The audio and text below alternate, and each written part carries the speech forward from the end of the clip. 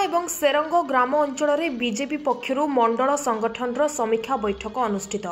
गजपति जिला गुमा ब्लॉक अंतर्गत गुमा एवं सेरंग ग्राम अंचल में बीजेपी पक्षर आज मंडल संगठन समीक्षा बैठक अनुष्ठित होईछि।